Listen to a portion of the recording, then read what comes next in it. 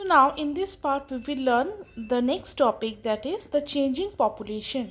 Population density for a given geographical area keeps changing over the years. In the year 1951, India's population density was 117% per square kilometer compared to 313% per square kilometer in the year 2001.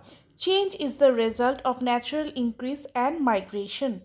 Now, next we will learn population dynamic. So, it is the study of population change in a geographical area over a time. It is a study of the short term and long term changes in size and age composition of the population along with the biological and environmental processes influencing changes. Now, there are two components we will discuss in this part: population growth and population composition along with age and sex composition. Let's learn population growth. It is a change in the number of people living in an area between two points of time. It is expressed in a percentage. First, we will learn birth rate. So, what is birth rate? The average number of live births in a year for every 1,000 people in the total population is known as birth rate. Next, death rate. The death rate is the average number of deaths per 1,000 people in the population. Next, natural increase. So it is the difference between these two, that is birth and death rate. So natural increase equal to birth rate minus death rate divided by 10. Next we will learn migration. So people changes is affected to a lesser degree by migration. Now there are two types of migration: immigration and immigration.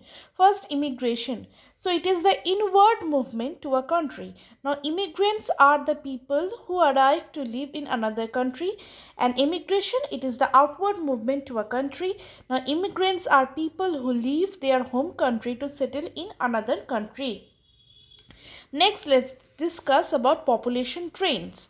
So, the world's population has been on a constant increase except some situations like pandemic, like these days, and then calamities and wars. So now we will learn about population trends. So the annual growth rate of the world population was very slow till the middle of 19th century, as birth rates were slightly higher than death rates. After mid of 19th century, the industrial revolution and increased agricultural productivity caused sharp change in population growth rates because of the mechanized and scientific agriculture, improved food facilities, as well as nutrition and improvement in health sector. Then the next point is the next 150 years witness increasingly faster growth rates, which is called population expansion or population explosion, which caused a great concern as the annual growth rate in 1960 and 70 was 2%. That is, the less developed countries experience higher growth rates. Between this 1960 and 2000, the population doubled from 3 to 6 billion. Remember, growth rates, however, fell in 20th century to 1%, and the world's population reached 6 billion plus after several decades due to the improvement in women's literacy rate as well as birth rate lowered. Then these phased reduction in the birth rate as well as death rate is a process that we call a demographic transition. Now the current growth rate of the world is about 1.5%. Now next let's discuss about overpopulation and underpopulation. So the term overpopulation refers to the excessive population in a geographical area when there are too many people in contrast to resources available to maintain a good standard of living. For example, India and China are overpopulated country. Underpopulation, when it occurs, there are ample resources in an area that can be used by people living there. Example, Canada and Australia. So the main difference between overpopulation and underpopulation is that population is higher than resources which are available in an area, and underpopulation, here there are ample resources but the population is less.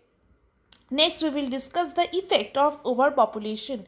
First, depleting land resources. So, human population continues to stress the available finite resources like fossil fuel and land, fresh water, and forest, resulting in a